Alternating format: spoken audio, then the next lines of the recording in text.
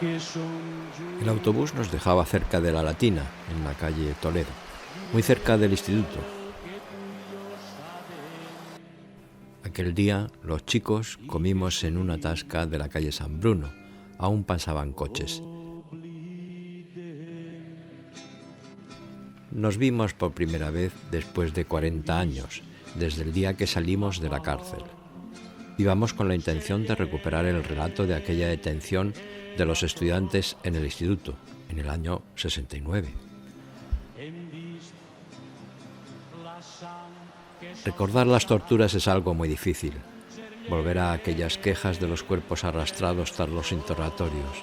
13 días que marcaron nuestras vidas. Éramos la UDEM, la Unión Democrática de Estudiantes de Enseñanza Media, que luchábamos contra la dictadura y por una enseñanza libre.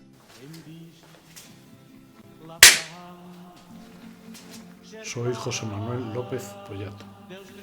Yo ya sabía que me iban a detener porque habían detenido el día de autos a unos compañeros anteriormente en el instituto.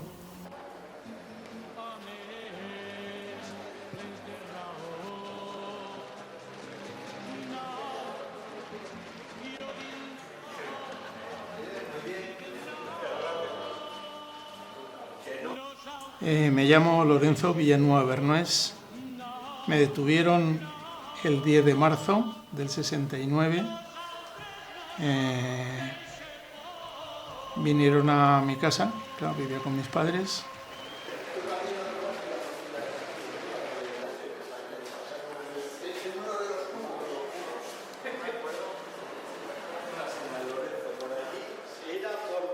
Soy Antonio Camarero. La policía entró, a mí me sacó del aula de la clase de dibujo y eso desencadenó todo lo que fue una detención que abarcó desde el día 11 de marzo hasta el día 23 de marzo. Es decir, fueron 13 maravillosos días de interrogatorios, torturas, palizas.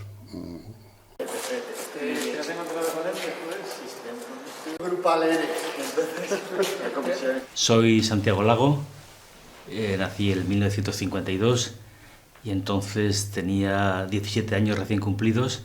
Me detuvieron en mi casa, fue un par de miembros de la Brigada Político-Social.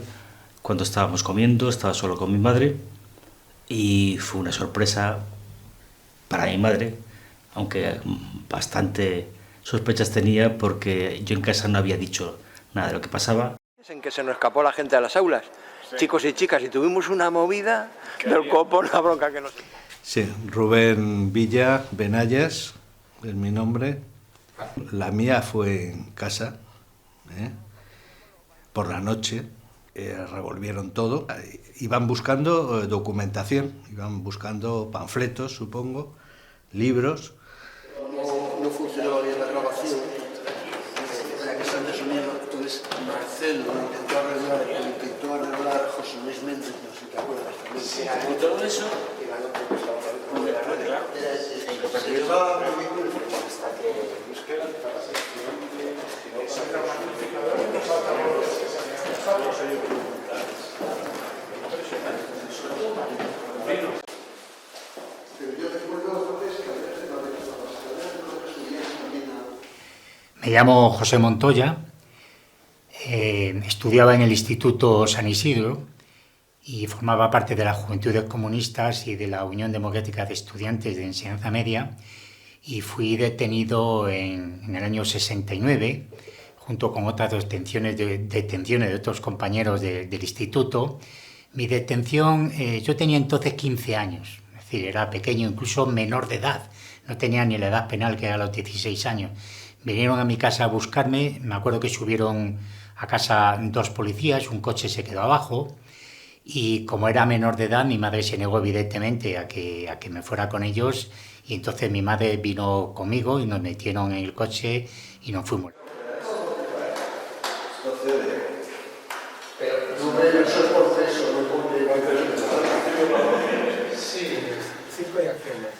Le doy yo la palmada.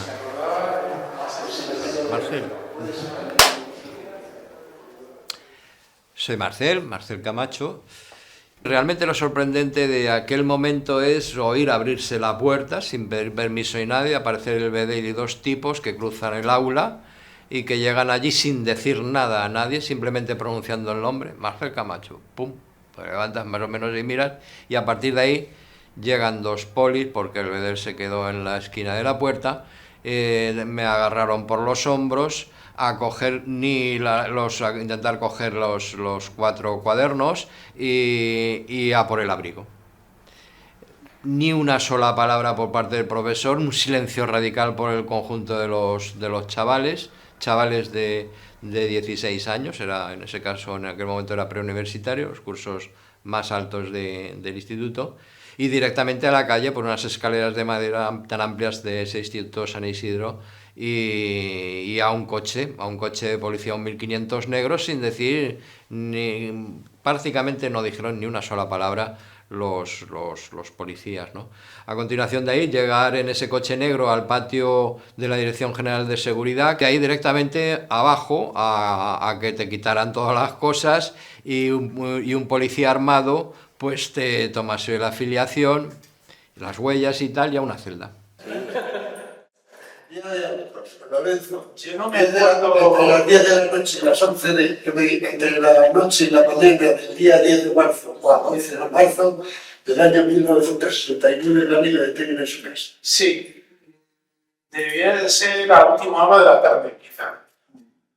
Llamaron y eran 2 policías con el portero de testigo. Entonces, traían una orden. Debió salir mi padre, no lo recuerdo, para registrar mi habitación, que era la primera que había entrado. Ahí dormíamos mi hermano y yo. Y registrando no tuvieron que registrar mucho. En el cajón de la ropa había un montón de mundos obreros, hora de Madrid, no sé si nuestra bandera. La llegaron, firmó el portero y se me llevaron. Yo era el día 18, quise mear y ya no me dejaron ni siquiera ir al váter. Mi madre me acercó un orinal y meé ahí en la esquina.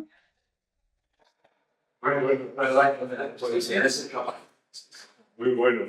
No era pues, no sé por qué se lleva. Por escondida. Las claves de Navarra. Dime algo similar. O sea, veía la consigna de no tocar nada de las habitaciones de mis padres, simplemente mi habitación. Claro, éramos 3 hermanos y yo puedo abrir mi habitación como mi hermano. Y registraron la habitación, no encontraron nada. Pero se llevaron un libro de Darwin, La evolución de las especies. Que fue en la biblioteca del salón. Rojos fríos. Coño, no, pero ¿sabes por qué? Yo creo que no sabía ni quién era. Yo creo que se llevaron porque era de la editorial Mir. Claro. Entonces, vieron Mir Moscú y dijeron, y estaba cambiándome, estaba en pelotas de cinturos para arriba, probándome una camisa. Y te había quitado. Sí, para el día siguiente que se avisan. Entonces, veo el Marcos Santos. A mí también me detuvieron el día 18 de marzo a mediodía, porque iba a empezar a comer, estaba con mi madre solo en casa. Y como yo la hice por la tarde, pues todos estábamos empezando a comer. O sea que deberían ser más o menos 1:30, las 2 de la tarde. Y también, efectivamente, vinieron dos policías y registraron mi habitación. Solamente eso me acordaba porque tras hay que registrar mi habitación. No encontraron nada en lo que tenían que buscar algo, y hacía algunos días que estaba enterrado en otro sitio. Entonces, pues no encontraron nada. Incluso se fijaban mucho en algunos diseños que yo tenía allí que me gustaba dibujar, un técnico con máquinas, que les interesó mucho desde que yo podía ser una cosa muy peligrosa. Entonces, pero ya me cogieron por allí, llegó en ese momento mi padre y dijeron que me traían para Pero lo que es el mundo de la tortura se te inicia ya al 100% en la Dirección General de Seguridad, en ese monstruo de celdas, directamente cuando te meten en un despacho, te encuentras con el jefe superior de Policía de Madrid, Saturnino Yagüe, un individuo especialista en torturas, y al mismo tiempo rodeado por otros 4 o 5 policías. La primera pregunta que te suelen realizar normalmente, te llueve ya de antemano una bofetada, casi sin responder, y a partir de ahí se inicia una secuencia de golpes en lo que es la primera sesión de interrogatorio. Eso es por lo menos lo que a mí me pasó, es decir, puñetazos en la boca del estómago, la mandíbula yo la tengo totalmente desarticulada todavía, hay momentos en que se me desencaja, y se me desencaja de aquella época, no es diario, pero se me sigue desencajando.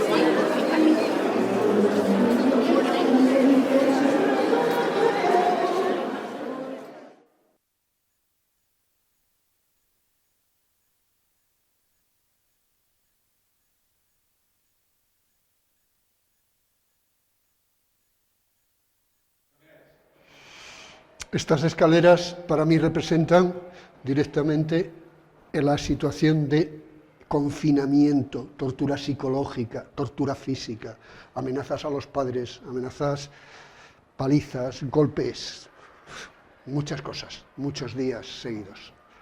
Yo recuerdo cuando te bajaban a la celda a las 4 de la mañana, un día sí, un día no, y nunca sabías si te iban a subir o no.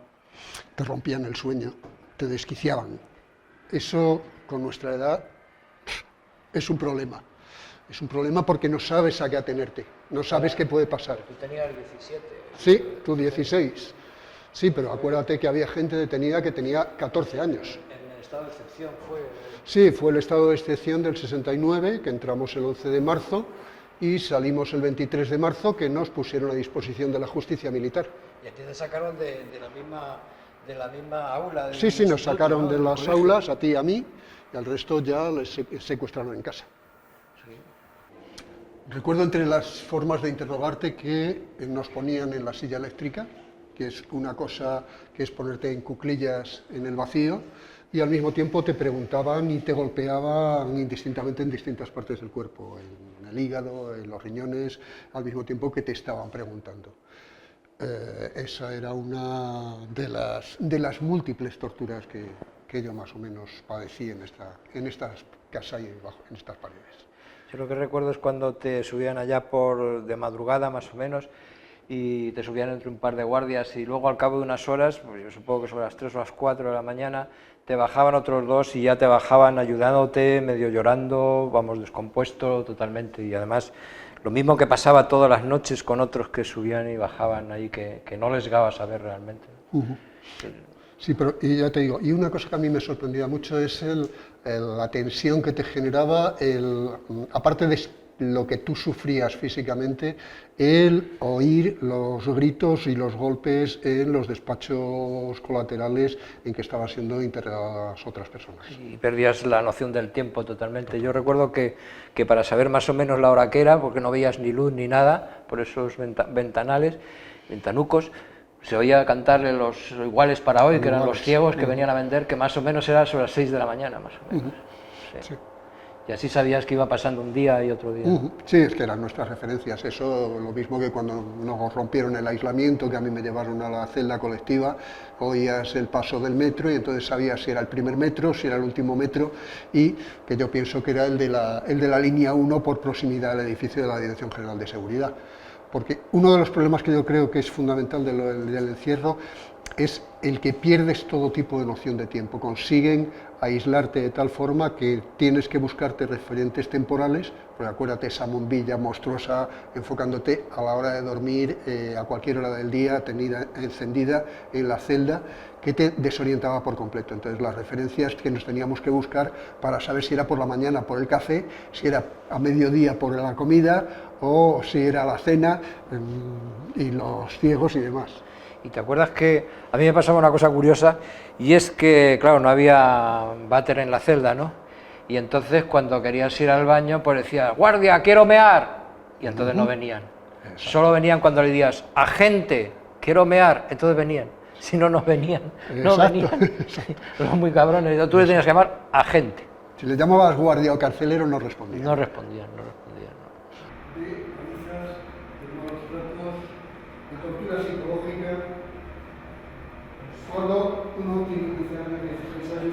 Me llevaron a Carabanchel y ya con el juez togado militar y tal, pues evidentemente presiones, tratarme de confundir y esas cosas, pero allí ya se habían acabado, las bofetadas se habían acabado ya.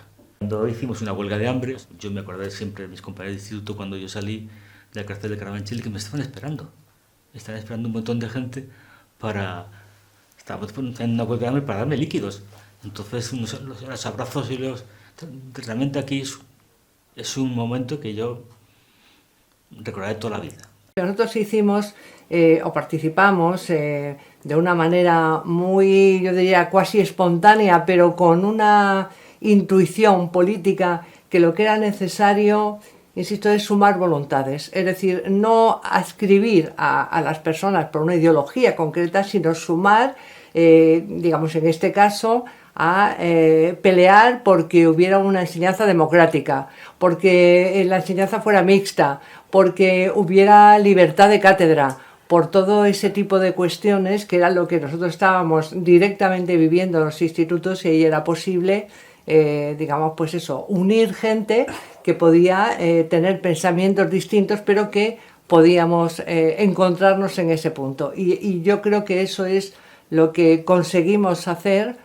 con la Unión Democrática de Estudiantes de Enseñanza Media. Precisamente su propio nombre, Unión Democrática, significa que entran todas aquellas sensibilidades, diríamos hoy, digamos, que comparten un objetivo común. Las chicas dábamos clases de labor, de costura, de las canastillas para los bebés y tal. Y los chicos daban formación del espíritu nacional, que no es que a mí me gustara mucho, pero me parecía infinitamente más interesante. Y en concreto me acuerdo de una de las acciones que fue esa, que por qué no dábamos política también nosotros, aunque fuera de formación del espíritu nacional, pero que la diéramos porque nos parecía más interesante que nos enseñaran a echar un remiendo. En el que lo que se daba era cómo se colocaba una mesa, cómo se portaba bien una chica o un chico, cómo si había que ayudar a cruzar a una viejecita o a una persona ciega. Y entonces solamente era una diferencia bestial, ¿no? en cuanto a los contenidos.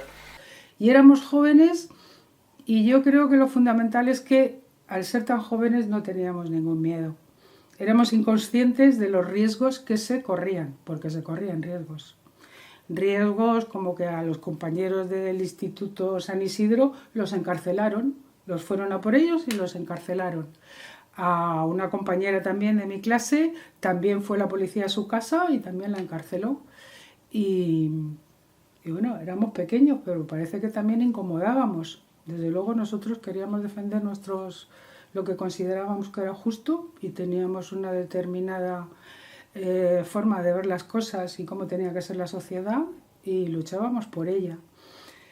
Lo bueno que era que al ser una organización había eso, organización, y entonces pues se ponían a planificar determinadas acciones que te condujeran al fin que queríamos. Al fin y al cabo era defender nuestros derechos, sobre todo el de la libertad.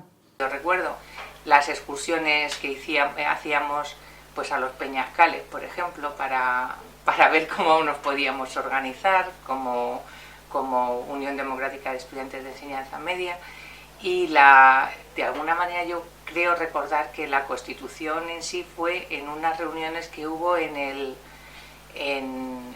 pantano El Burguillo, me parece que era, que se hizo una asamblea, porque todo lo hacíamos un poco así como excursiones, amigos, y bueno, pues se debatían temas de educación, temas que nos afectaban, porque de alguna manera teníamos la necesidad de expresar que queríamos más libertad, que queríamos sentirnos libres y poder hacer cosas que en ese momento no estaban permitidas en nuestro país.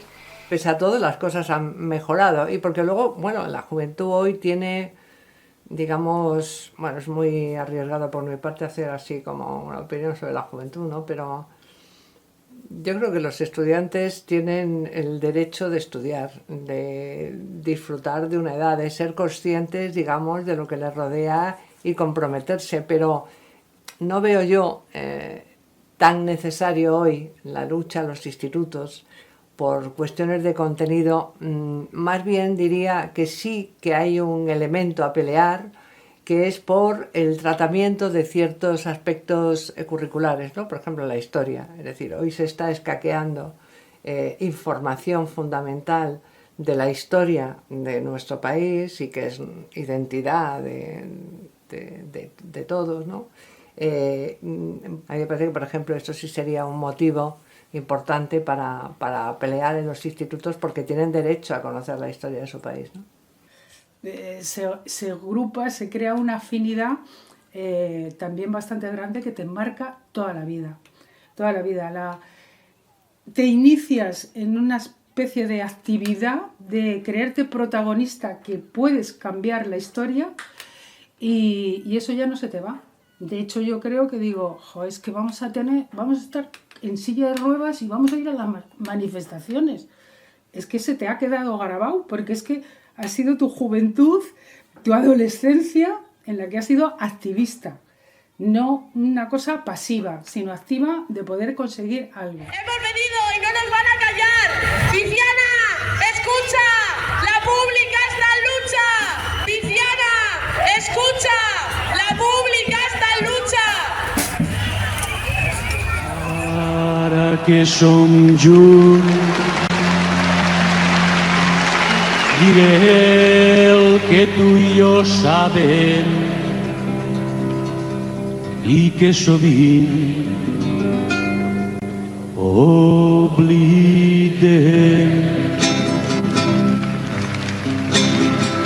Hem vist la por ser llei per a tots. Hem vist la sang que sols passar ser llei